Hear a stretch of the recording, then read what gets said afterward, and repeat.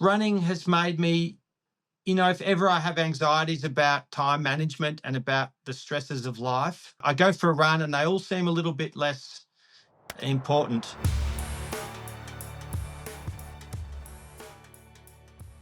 Today on the podcast, I'm joined by Beau Miles.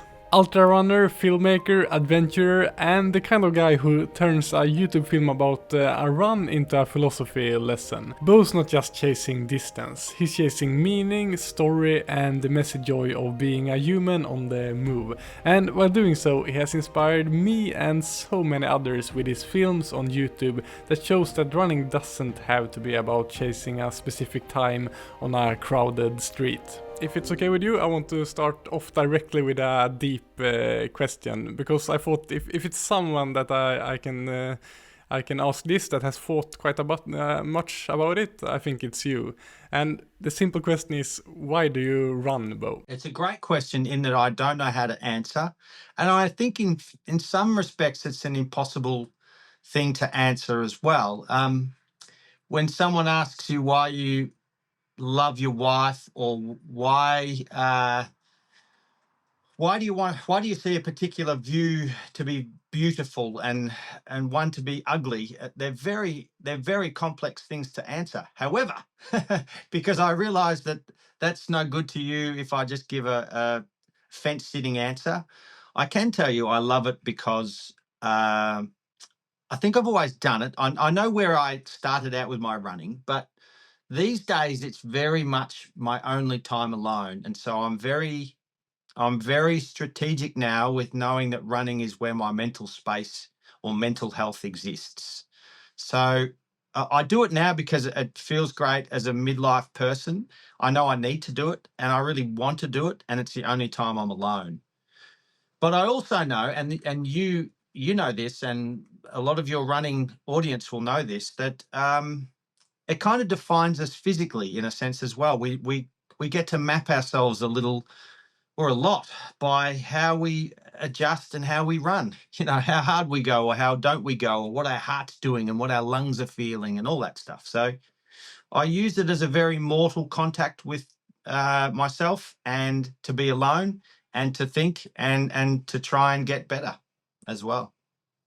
Yeah, I can for sure relate to that alone time. I know you have small kids at home, just like me, and it's a nice to get that half an hour or an hour to get to be in your own thoughts out there.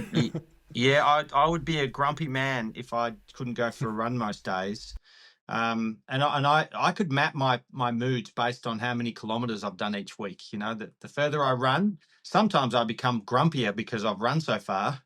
So I have to find that sweet spot, which is a nice balance.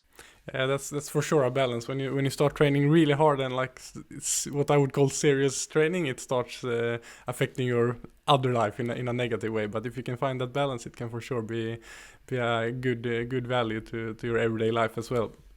But how did your running journey start to begin with? Have you always been a runner? Yeah, I think so. I mean, I have since I think I was about 14 or 15, Goran. I was chopping wood. I grew up on a small farm where we had lots of chores. And being a teenager, 14, 15, I was living with my dad and stepmom full time. And, I didn't want to be inside around adults. And I kind of resisted. So I was outside just doing my chores. And chopping wood just didn't do it for me that particular day. So I decided to take a run to the end of the road. And I'd never done that before. And it was only a few kilometres, a mile or two up the road. And I ran back and I ran the whole way thinking, wow, this is pretty amazing. And realised that that sense of adventure and freedom and being away from the property and away from the farm and away from my parents was really good. And I kind of never stopped. That was it. I started and then I never became super competitive with it until probably now. Now I want to be a better version of myself as a runner, whereas I've only dipped in and out of that over the years. But yeah, it all started with just that sense of wanting to go away and sort out my problems with my feet, I suppose. That's interesting. I have this theory that a lot of people who really get into running have some like they're not the most like happy-go-lucky people. They have some things they they have to deal with. Oh, Would you agree on that? Or it's a very good theory. Yeah, I've known a lot of grumpy runners in my life. Although in saying that, I don't run with people generally. I run by myself. But yeah, I totally think you're right. Look, some of the best thinkers in the world have made their best decisions by being a walker or a paddler or a runner. You know, that repetition. I think there's something to it, that the more you repeat your body, the more you can get into a homeostasis or a deeper way of thinking. Um, but yeah, I think a lot of people solve their problems by going for a run. I think there's an yeah, awful lot. I think we for create sure. problems too, but I think it's probably a great problem solving agent. Yeah, for sure. And watching your films that are amazing, by the way, on your YouTube channel, you have done some really tough ultra running challenges there, like when you ran 650 kilometers through the Australian Alps. And what is it that draws you to? You say you started just by running to the end of the road, but what has drawn you to doing this for most people pretty insane and crazy tough challenges? Um, I suppose I'm not a gifted runner, I don't think, Goran. In fact, I don't think there's anything about my running that is gifted. My only thing that I have going for me as a runner is I think I don't get injured all that much. So I suppose biomechanically, I have a good running action. I don't really know, but so I have that on my side. So I'm always able to run, and I don't have these, I suppose, roadblocks all the time. And with that, it gives you that longevity of running. So then it becomes very naturalized and part of your everyday, like eating breakfast or putting on a favorite shirt. Running just becomes very, very normal, to the point where when I started to take on longer distances, it was quite an easy adaptation, because I simply just upped the kilometers a little bit and my body said no worries to some degree. Um, so yeah, I think I only have one kind of key asset as a runner, and that is that I come up with an idea, and my body adapts to it pretty well, and I'm able to do it. But in that sense too, that's um, I've left a lot unturned. I wish I'd discovered ultra running, true ultra running, in a better way 20 years ago, uh, because I would have been a lot better at it. So look, I'm learning a lot as someone who's now doing events and being pushed by other people, and I think that's a great motivation too, is to be in a pack and say, righto, where am I in the pack? I think that's really fun and invigorating and good for my running. Um, but yeah, the actual seed at the moment that made me want to go off and do ultra running events or ultra stories was really just I was interested with the idea, and I knew that my running body would cope, which was mostly the case. Yeah. You say you're not that gifted runner, but I would argue that as a coach and physiotherapist myself, that the biggest gift you can have as a runner is to not be that injury prone, and then most people can train themselves to a really high level as long as you don't get those really big breaks where you have to stop due to injury. And Yeah, well, you might be onto it, and I've since you reached out, I've watched a whole bunch of your videos, and they're fantastic.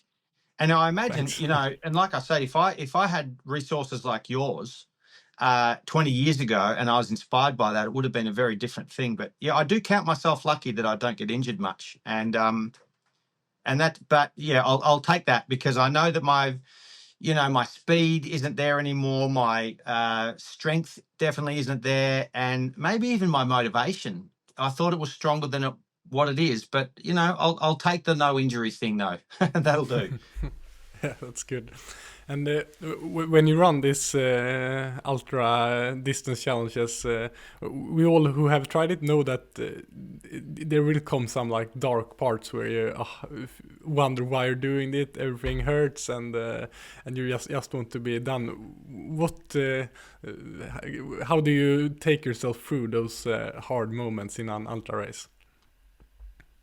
I'm not trying to be humble, Goran, because I think one of my failings is I'm not humble sometimes. But I actually don't know how well I've managed with that in the past.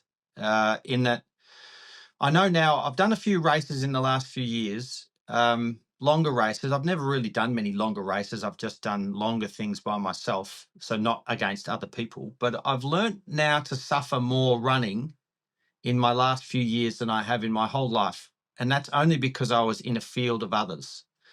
So I think I've still got a lot to learn by where I can go in terms of discomfort and pain.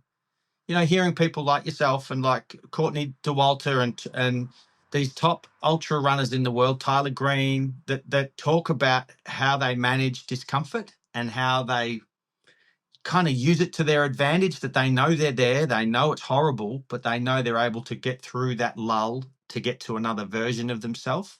That's very, that's, you know, that's super insightful, but you got to suffer through, well, you got to want to go there too, right? So Yep. I have had some moments in the last few years where, yep, I've suffered through, and I'm really glad I did. But you need to do that so that you can then up the ante next time, and that's what I'm trying to do now, is to try and learn where my thresholds can be expanded.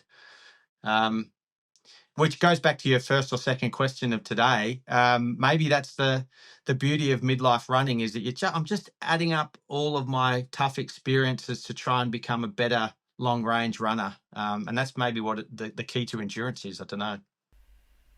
Yeah, for sure. And we see you in your videos.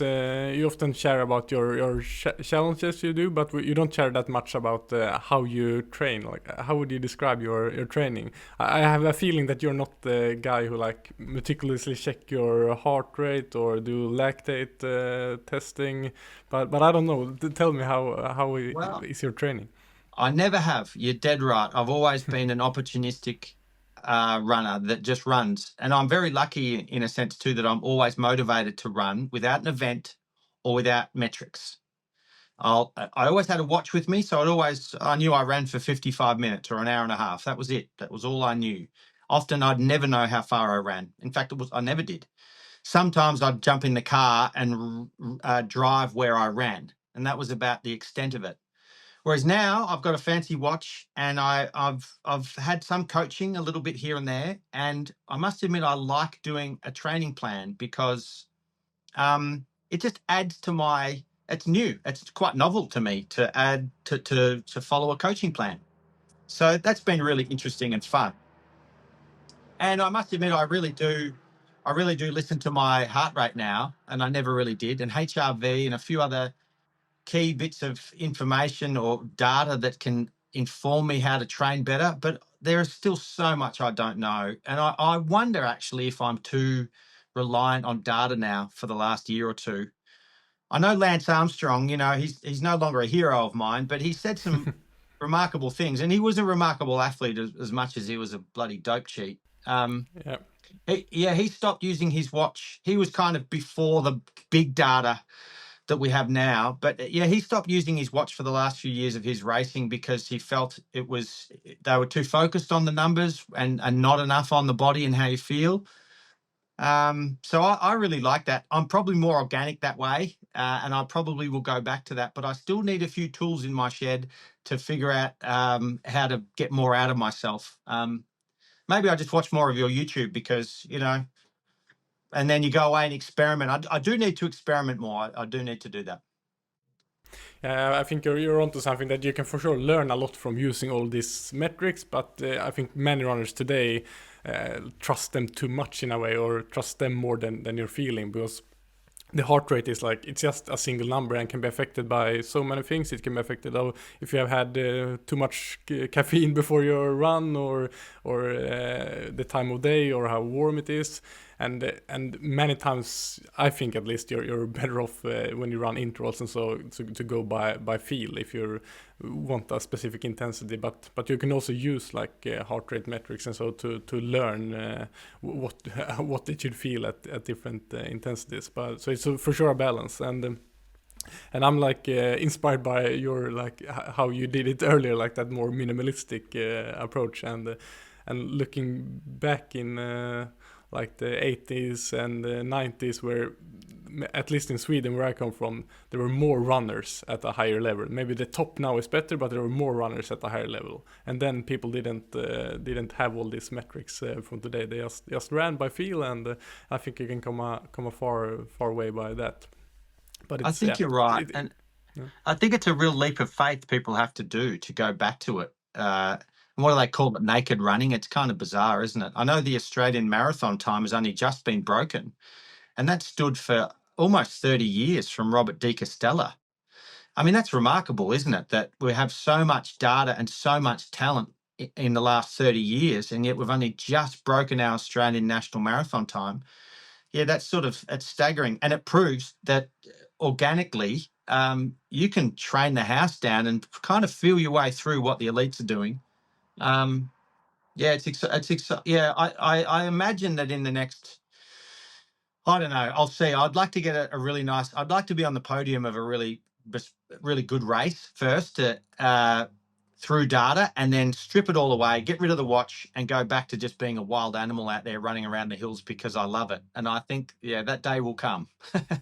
Yeah, that sounds nice. But yeah, for sure that's with how long the Australian record stands, that's proof that it at least is. Of course, it can be a good tool, but it's not revolutionary. All of these tools we have today, and you have to know when to use it. And I would also say that at least for amateur and beginner runners, it can be a real negative thing with the numbers, especially always knowing the pace from your GPS. Because people want to upload to Strava and get like kudos, and even on the easy runs it's so tempting to push the pace a little bit more if it feels good to get that high average pace by the end of the run. And before, when you didn't have a smartwatch, you just it's an easy run, I go easy. But now it's really easy to run a bit too fast on the easy runs, and that we Mm. know is really bad if you want to get development over time to and be able to push hard on those runs that are supposed to be hard. Yes, yeah, that's great Yeah, insight actually, because we've made running into a social media phenomena. It's yeah, quite remarkable. And I'm yeah, not on Strava yet, and I don't think I ever will be. But I said that about Instagram and YouTube once upon a time too, and on both of those. So I hope I prove myself right. But running is still very personal to me, and I have a really good metric of my body. I have a good understanding, but yeah, the more I train and the more I try and do different things to my training, I must admit I'm in new territory. Things feel different. I have more fatigue. I don't know about strength work. I don't know how much I should do and when. So I still need a lot of advice at this end of when I'm doing a higher mileage, trying to go for bigger races. So yeah, there's that tension there of how much advice to get or how much to trust yourself. yeah. Yeah. That's always a balance between like a coach and athlete as well. And it's cool that you're Yeah. taking help and want to learn more about how your body works when you start pushing the training a bit. And what you talk about with like social media and people publishing about their workouts. Actually, with the elite athletes I coach, I recommend them to not publish all the workouts to Strava. Maybe if they want to share something, do it. But the moment you know that every time you hit stop on your watch, it will be automatically uploaded for the whole world and all your friends and competitors to see, then it will be in the back of your mind on those easy runs, and Mm, that I think can be a really dangerous thing when the run is supposed to be easy. But yes. yeah, you talk about that you're training now for some races that you haven't done that much in the past. What are your goals now? Well, I've recently put out a film called My Nemesis, and it's badly packaged, but it was a nice film where I ran with my high school nemesis. So in high school, myself and this other guy were kind of competing for the win all the time. He was probably he's a more gifted athlete than I am altogether, but I had a pretty good work ethic and good desire. And I trained more in that second year of high school, in our senior years. In any case, him and I were kind of rivals, and 20 odd years later, 25 years later, we're still running together every now and again on Sundays. And he's just had he needs his hips replaced, or did need his hips replaced. He's since had them done, but our idea was for me to help him across a 100-kilometer race before he gets his hips replaced. So we entered an event called the Hut to Hut, or Oscars, here in Australia. And it's considered Australia's hardest 100-kilometre race across our mountains. almost 6,000 meters of vertical terrain, so almost 20,000 feet. That's brutal. Yeah, brutal, and a lot of it single track, rocky. It's either super hot or super cold. Snakes everywhere, super exposed. Really brilliant terrain. And I'd walked a lot of it, and a lot of it was part of the Australian Alps walking track, which I was the first to run. And so it was just this perfect event. And off we went, and I had a really great time, camaraderie with Pete and the event and the directors and all the other runners. And I thought, wow, I've never really engaged in the ultra community, not like this. And so it kind of got me thinking, all right, Beau, you're kind of a bit of a has-been in a sense. People think you're a good runner, and maybe you are, but you're unproven in a sense. Why don't you start training properly and have a go at this yourself? So I've done that the last couple of years and finished, but not particularly well. I had pneumonia for one of those years, and last year they changed the course and it was really fast. And so I'm not good at fast stuff. I'm good at hard stuff, I suppose. At least that's what I'm telling myself, Goran. And look, I haven't had really good training blocks because of pneumonia and being a dad. So I'm just trying to piece the puzzles together to put in better training blocks and do things a bit differently, and to go into that 100-kilometer and maybe the miler space beyond that, some bigger races. I've had my first win in 17 years a few months ago, and it was a third a few weeks ago, so in shorter distance things, and that felt really good. And I had to empty the tank. I haven't pushed like that for 20 years, but it was really nice to win a couple of regional races, to think, you know what, you're not dead yet, man. So I really look forward to what this next 6 or 7 months will bring in terms of a training schedule that might get me to the start line of hut to hut, as a top tenner, or maybe a chance of a podium. Who knows? I'd love to shake that. Yeah. Yeah, congrats on your first win. Like even myself, like knowing that my elite years are behind me, like even if it's a small local race, the feeling of winning is hard to beat. It was really great, yeah. And yeah. I hadn't felt that much, that push. I was exhausted at the end, and I haven't felt that way in a long time. And I thought, it was kind of invigorating, because, like you would know, and I wouldn't have won as much as you have to really push hard to win. And it's a very special thing if you allow yourself to push that hard, in a sense. And so at the end of it, I thought, well done, man, for pushing harder than you have for a long time to do something. It was nice. And you said this hut to hut, is it what it's called, this 100K? Is that your next big goal, to run that again, or?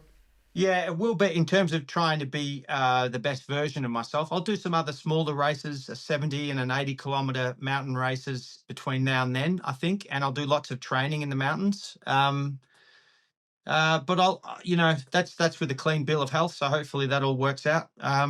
Tyler Green, who's a well-known American ultra runner, he's podiumed at Western States a few times and won a whole bunch of events. And so I'll potentially use him for some coaching in the next 6 or 7 months. If it doesn't work out, I'll be knocking on your door. So I look forward to getting advice from really different, further afield places, to see if it helps. Always feel free to hit me up if you want to discuss training. That I can discuss for hours. I bet. But, yeah, it's great. The trouble is, you're putting it all for free online. So I just watch a few YouTubes. Yeah. That's good. But we both know that in ultra running, nutrition is such a big part of it. And in your films, we have seen, when you do these different challenges, we've seen you use whatever you found in the roadside ditch as fueling. So maybe I shouldn't ask you for like nutrition advice while running, but I'm super curious of what you prefer to use as fueling for these longer efforts. And that's when you don't drink like leftovers soda cans from the ditch, hoping it's not urine. I know. Yeah. I have a bit of a bad track record, and in fact, I never because I've done lots of running before, but never fast. So when I did the Australian Alps, I have all day, and you kind of average 3 or 4 kilometers an hour. You can eat basically anything, of course, because you're not needing those high-end sugars, and you're not needing the quick turnaround like you do when you're racing, or less so. I never considered it more of a thing, other than having salts and some electrolytes and things that I felt like I craved and needed and whatnot. But these days, I've switched to Tailwind, which tends to work really well with small little supplemental things here and there for 10 to 15 to up to 20 hours. I haven't tested it beyond 20 hours. Um, but I need to learn more about it. I mean, I'm, the crude laws of how many carbohydrates or how many calories you can have per hour and what form that should look like, et cetera, et cetera. I've read lots about that sort of stuff, but I'm still tweaking my best version of that. But at the moment, I train with Tailwind for runs over 2 hours, and then I'll take the odd muesli bar and stuff and whatnot with me, or a bit of fruit. But otherwise, I try and I love simplicity, so I really want to strip back. And Tailwind attracted me to that because of its simplistic methodology. My best result in a 100-kilometer race was this year, where I had lots of Coke, watermelon, and Tailwind all mixed together, essentially. It was basically all I ate. The caffeine thing I have to learn more about. So there was caffeine in there for the last 5 hours of the race. And I felt fantastic. Never felt like I was underdone for calories. But then that's never been much of an issue for me either. So I don't know whether I'm a good judge. So I need to probably experiment more with that as well. Yeah, and that's for sure an experiment you have to do and find what works for you. It's so different what people like to take in during these ultra runs. Yeah, And well, I see people on the Barclays and really cold runs or really military stuff. They have a lot more proteins and things. So I'm still figuring out whether we need to have proteins during multi-day runs or runs over 15 hours. I don't know. And the amino acids in the recovery drinks, do we need some of them here and there? But that's where I'd go to someone like you to give advice on. Yeah, and I need to ask you as well. What's the weirdest thing you have ever eaten on a run? I've never had roadkill or whatnot, but I have thought about it. I have been hungry enough for, oh, gee, maybe I'll light a fire and have a lizard or have a half a rabbit, But um, I tell you what, I've had licorice before, and I love licorice. I'm a huge licorice fan. You probably are too, being in Yeah. Scandinavian countries. I love licorice, but it doesn't do well for me when I'm running. I tend to get like heartburn. But I still do it. Every couple of years, I think, I'll be fine. And I keep eating licorice whilst running, and it bloody stuffs me up. So, yeah, licorice is a bit of a no-go. And I've had, yeah, like you said earlier, I have that they weren't during running events. But yeah, I've had plenty of stuff on the side of the road during my films, which, disagreed with me. I had a Powerade one, an electrolyte drink once that was blue, and it smelt fine, and I tasted it, and it was the most vile thing I've ever put to my lips. So I regretted that. Uh, and talking about your your films, about 10 years ago, you started uploading these adventure films to your YouTube channel, and you have grown a massive audience. I think there's almost 800,000 subscribers now.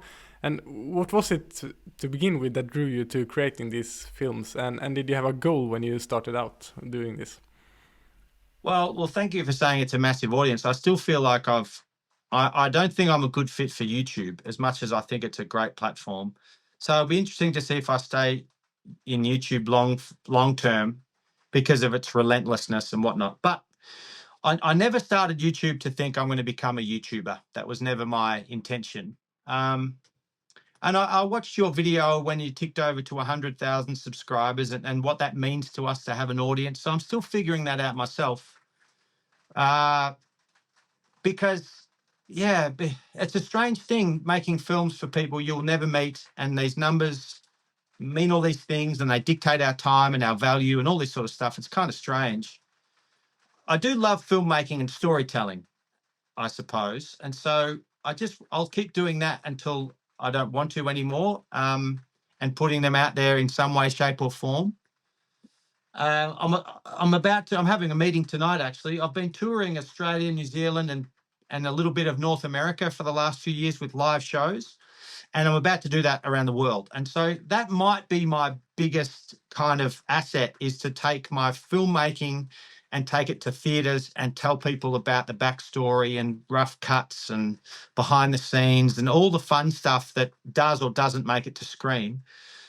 That might be my true space, I suppose, that's got a bit of a sort of stardust to it and is a bit special. So we'll see how that goes. But I don't know, mate. I'm still exploring what it means to be a YouTuber and a entertainer, informer, whatever it might be, an athlete of some kind. And I'm not good at any of these things on their own, but you batch them together and it kind of works. So I don't know. I'm just feeling my way through. Yeah, for sure. Think you have found something that works for you. Like your films, you said you're not a perfect match for YouTube, but that's maybe also why your channel is really unique out there in the way that you like produce these really proper cinematic films with a deeper meaning to them. It's not just you sharing. If we would call your channel in somewhat a running channel, it's I've never seen a running channel like that.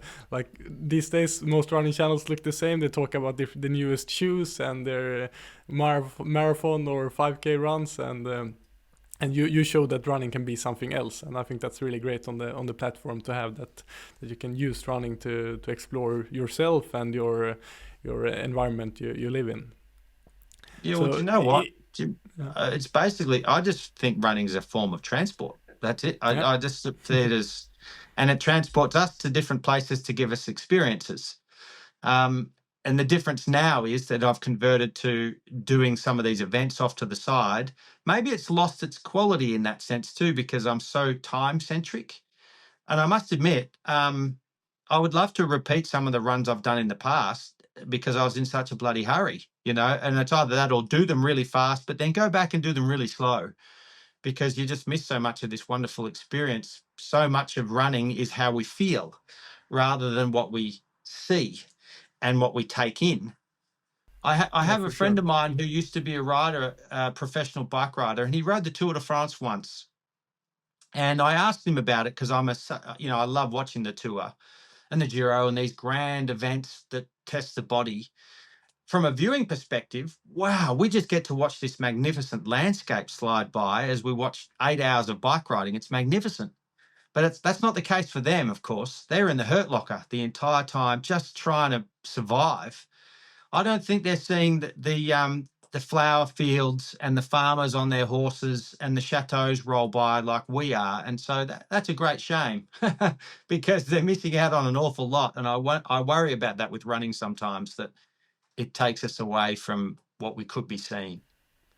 Yeah, that's interesting for sure, and as you say, it is two completely different things, racing a race and doing a run. Like the experiences, both can be valuable and cool in itself, but as you say, if you want to experience the nature, racing there isn't the best because you're so focused on the pain cave you're in and the result and the time and all of that. So yeah, and that's also what I found when I've been training for these really tough ultra races. Of course, that race in itself has been a really cool experience, but looking back at it, I think maybe the biggest value it gave to me and the enjoyment was all of those training runs leading up to it. That this race forced me to do these training runs, and during those training runs, you could just experience running in a different way, more relaxed way. Well, in some respects, it would have to be. Otherwise, it's a huge, tremendous commitment of time if it's not all that enjoyable, I imagine. Yeah. The best part of getting married is the year lead up, the anticipation and the preparation and buying the flowers and seeing your friends and all this sort of stuff in the lead up in some respects, because the wedding's only for a few hours. But you're dead right. And that's a very rational way of thinking of it, because a race has really great qualities for its time and distance. And that's what you're there for, time and distance. And yes, of course, your experience, but fundamentally, you're there to map yourself on time and distance. Whereas the training is both that, but the experience of nature and yourself and being with friends and seeing the sunrise and all that other stuff. And that's a hell of a combination. Yeah, for sure. And in your films, you talk about a lot about how I think you blur the lines between running and life in many ways. And what would you say that you have learned from running that apply to fatherhood, your marriage, or basically your everyday life? I tell you one thing. I've got a brilliant wife who she's a better athlete than me. I have some qualities as a runner or as a paddler or whatever, but she's much better. If you were to pick her genetic makeup in terms of making her a professional athlete as opposed to me, you'd pick her any day. She's long limbed. She's got an amazing endurance capacity, and she loves training. So the pillar of our relationship and what makes it work is that we very much hold sacrosanct our time to go and run or ride a bike or do Pilates or whatever. If we don't get 5 to 10 hours a week where we're both doing those things, then our marriage wouldn't work. And so we know how important that is for ourselves to become a great union, is to have this great self time. Because parenting is very much, as you well know, is just about splitting our time well and making sacrifices. Because as soon as that baby is born, you almost halve your time that you've got for yourself because you're having to look after another human. And that's great. It's such a rewarding sharing of our time, but it also takes away from our former identity. And so you've got to play catch up for a while of where your time lies, and where you really want to spend that very valuable time. So I think we're finding our groove now with a 5-year-old and a 3-year-old where we can spend our energies. Running has made me, if ever I have anxieties about time management and about the stresses of life, money, time, career, mortgages, I go for a run and they all seem a little bit less important when you go running. And I think that's a very universal tale. We all probably know that, because we realize out there running around the bush, we're just another set of legs running around. And when we go home, our problems are just like everyone else's. So it's okay. Just, yeah, and I think that's valuable. Yeah, for sure. And we talked earlier a bit about the discomfort part of running. How would you say that discomfort play into your philosophy about life in general and running? Yeah, well, yeah, it's funny, isn't it, Goran? Because we spend our whole life trying to be more comfortable, either more comfortable in many ways, and it's well used trope that, especially in people that are very good at what they do, that they try and be uncomfortable a lot. And I don't want to fall into that trap of just saying I like running because it's uncomfortable, because most of the time it's not. Most of my training is still within a threshold where I think, oh, my heart's not blowing up yet and I feel okay and I can still think about other things. Um, so yeah, look, the discomfort, but as I do allude to, my heart rate, I got it to 186 during that last race, and I didn't realize it was 186 till I looked at my watch. So that was good to some degree. I averaged like 170 beats a minute, which is super high for me, and I very rarely get to those heights anymore in training. How long was the race? It was 2 hours. One was 2 hours. One was 2 hours 20. In That's tough between, to be at that 90% heart rate level for so long. That's tough. yeah, lots of elevation gain. These were like 2.5, 3,000 feet elevation, and yeah, they were really hard. And yet I don't want to be. I don't want to. I knew the race was going to be about 2 hours long, and I thought I can suffer for that long. I wouldn't choose to do that for 4 hours. But I suppose that's the next choice. If I want to become more competitive, I have to train myself to now do that for 4 or 6 or 10 or 12 hours. And I suppose that's what it takes. I don't know. Just that feeling, not necessarily my heart rate being that high. I don't think. Should I do that? I don't think that's healthy, right? Running at 90% for 12 hours, I think I'd blow up. But I think I don't that's think where I'm even the at. elites can do that. Yeah, well, there you go. Yeah, yeah. I had one of the course markers when I was probably a couple of minutes in front, and I heard him say that to his team radio. First of the elite males come through. I've never been called elite in my life, and I said, mate, I am not elite, but my heart rate looked like it was. Yeah, very funny. So yeah, I think to answer your question, my quest now in running is to try and be more comfortable with varying levels of discomfort that I've never had before. So that's what I'm learning. That's probably my biggest learning. Yeah, so I want to talk a bit about backyard adventures because after traveling around the world doing different adventures, you started to do more of what you call the backyard adventures, and you have even written a book about it. And can you give me and the listeners an elevator pitch to what is a backyard adventure? Well, it was born out of practicality and being a very lucky young man. I've traveled extensively from the ages of, 15, 16 through to I still do lots of travel. But when I was home and I was writing my PhD and I'd met Helen and we were starting a family, there was a lot of influence and pressures as to be more home centric. So how do I fulfill these desires to see new places and visit exotic landscapes, et cetera, et cetera, which when you think about it is a very egotistical, quite a selfish thing to want to go as far away as possible to find out about yourself or to have a certain set of experiences that you think are worth having. So I tried to challenge myself to say, okay, you don't need to spend all this time and money and energy and carbon to go a long way away to try and have those experiences in your own backyard. So, um, knowing the power of perception, I thought, look for Everest in your local hill, or look for the Pacific Island in a local lake or a dam. Just make things bigger in your mind, even though it's right here under your nose. So I really love the idea now of doing as much as possible within the cosmos of home. My view now, looking at you, beyond you, is rolling green hills and a small mountain range, and I can see sort of 20 or 30 kilometers around me. And I'm perfectly happy to spend the majority of my time now just exploring these hills. And most of the time, I'm crossing over where I've been before.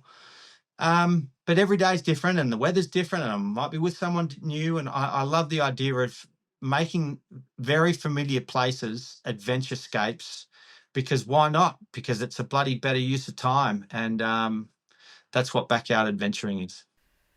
Yeah, I think that's really cool and something I really like to do as well, to explore as much as possible of my close surroundings.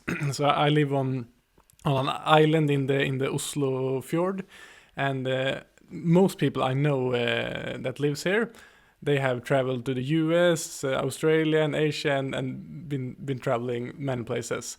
But like at the tip of this island, you have to run or hike there for like a couple of kilometers from the nearest road.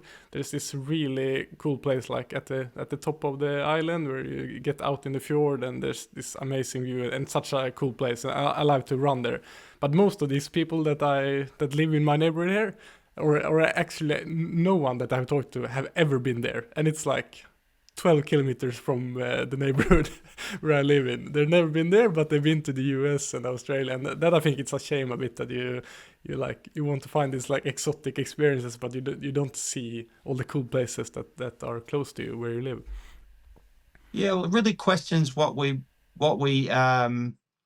consider to be worthwhile, as well. I know my grandfather, one of my grandfathers, my mother's father, he never left the state, the province that I live in now, never left it. Sort of 300-400 kilometer boundary on his life. Now, you and I might do that every other day. That's quite remarkable that he was so contained, and yet he was really happy in where he lived. And I've tried to embody that more in my current phase. And I'm off to Europe in a couple of weeks' time, and then America a few weeks after that. And I'm only doing it at the moment because I've got to earn money, or at least that's where the money lies. But maybe that's a crap excuse as well. I should be not doing that and doing more of this back home. But yeah, I think to your point of going for a run. Um, and the trick is for you to continue to think that's beautiful and worthwhile as well. So if you do that run every 4 days, and it almost becomes like a friend, and Yeah, it's worth revisiting, and it changes natures, and your nature changes with it. And that's very powerful. yeah, yeah, for sure. So as I mentioned earlier, I've been watching your videos for a long time, and I'm a big fan of your work. And your videos have for sure inspired me to, and I'm sure a lot of other people, to do more of these like local adventures or backyard adventure. So I would like a bit of your help to, because I would like to try a more like Beau Miles style backyard adventure myself. And what would you say needs to be included to make a great backyard adventure? Yeah, well, I get this question a fair bit, and it's a good question because before I answer your question particularly, I must admit I recently bought uh, Courtney DeWalter's masterclass on being an ultra runner. I mean, she's so good. She's a phenomena of our industry and of our world. And I wanted some real insights into what makes her so good. And I was underwhelmed with her masterclass, not because she was underwhelming. She's very engaging and very honest, and she's fantastic. But the information she gave was very generic. And so, how can I give you an answer that is not generic? What I can say to you is that you need to make whatever you do in your life as personal as possible. And it is got to be absolutely, it has to come from you. So what I do is when I go on backyard adventures, because one of the key aspects of that is coming up with some rules or some ingredients list of that. Because if you go on a backyard adventure and you take freeze-dried food and a beautiful sleeping bag and a beautiful tent and all of the trappings and the luxury of our regular life in small form, you're robbing yourself, I suppose, some not discomfort, but you're robbing yourself some I suppose not curiosity, some problem solving that is really rewarding. You know, to make you have to have a fire then if you don't have a proper sleeping bag. So then you've got to make a fire, which creates a beautiful atmosphere, for example. So when you go for a backyard adventure, what I say to people is take the fewest amount of things that mean the most to you when you do take them. Force your own hand, do something that's you're super curious about, and not what you think you're curious about, but what you are curious about. They're very different things. And you've got to script it in that very honest way. Otherwise, you'll be constantly kind of doing what you think is right rather than what feels right or what is right. So I get scripts sent to me every other day by people all over the world saying, Beau, I've got this great idea for you. You should do this. And I write back to every one of them and say, hey, it's a great idea, but it hasn't come from my spring of inspiration. So you need to do that, not me, in a sense. So make it personal. Force your hand with the fewest impossible ingredients. Make it weird. It's another one, in a sense, which is that sense of fun. And do it for yourself. And yes, if you're a YouTuber, sure, film it. But then it's just becoming an authentic version of what you're doing. But yeah, keep it simple. Do it for yourself. And yeah, be curious. No, that's cool. Thanks for sharing. So yeah, it's great advice that it gotta mean something to yourself, because otherwise it's not that motivating. And it's the same with the setting goals for running. Like you cannot not just take a generic goal. It's gotta have some sort of meaning to you and whatever it is. Yes. Yeah. So I know you gotta go soon, but we'll come to a segment of the podcast that I like to call best and worst, where I want to know about your best and worst running experience. So do you have anything on your top of your mind if we start with the best running experience you had? Love it. Okay, best running experience.